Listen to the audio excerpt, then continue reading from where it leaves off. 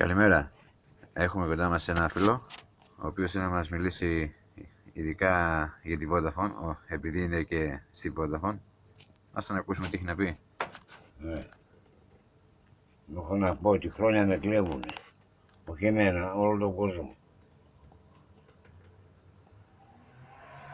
Και παίρνουν τα λεφτά και τα βάζουν στην τσέπη. Πού το Την ξέρετε? εταιρεία θα την κλείσουνε. Πού το ξέρετε? Και πώς ξέρετε ότι η εταιρεία θα κλείσει, γιατί βγάζει Με πολλά λεφτά? στείλανε ένα μήνυμα για 3 ευρώ, πόσα δεν ξέρω μονάδες θα με βάλουνε, δεν θυμάμαι. Και μόλις πήγαμε ζητήσαν άλλα 2 ευρώ. 2 ευρώ. Αλλά 2 ευρώ γιατί? Αν περάσουν από εκεί πέρα 60 άτομα, Αλλά 2 ευρώ γιατί? Για να τα βάλει στην τσέπη του? μάλλον. Αν περάσουν από εκεί 60 άτομα τη μέρα, έχει οικονομήσει αυτός πιο πολλά από την εταιρεία. Άσε που είναι Μιλάτε για τον Χοντρούλη με τα μουσια στην πλατεία Πεταλόφου Αμπελογήπων? γενικά για όλους το προσωπικό. Δεν έχουν τρόπους καθόλου.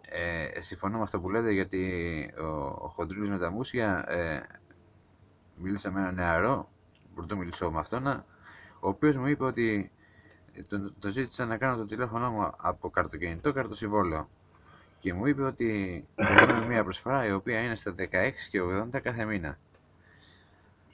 17 ευρώ. 17 ευρώ σχεδόν. Όταν πήγα μετά από λίγες μέρες, ήταν ο Χοντρούλης με τα μουσια και γυρνάει με αυτό ακριβώς τη μαγιά. Την αφθάδεια. Την αφθάδεια ακριβώς. Και λέει,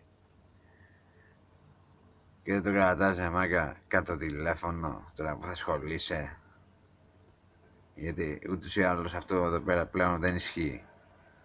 Και όταν το άκουσα αυτό, πήρα τηλέφωνο στην Vodafone και μου είπανε ότι όχι, ισχύει, θα σας πάρουμε σε λίγες μέρες τηλέφωνο, να σας ρωτήσουμε τα περαιτέρω, να μας δώσετε κάποια στοιχεία και το ίδιο στο νούμερο θα γίνει καρτοσυμβόλαιο.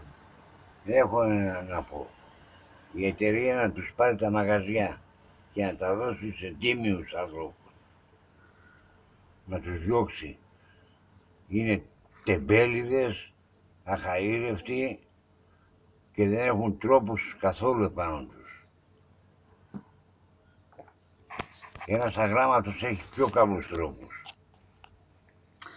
Ευχαριστούμε πολύ το φίλο για που μας είπε για την Vodafone. Ας ελπίσουμε ότι θα γίνουν τα πράγματα καλύτερα. Γεια σας.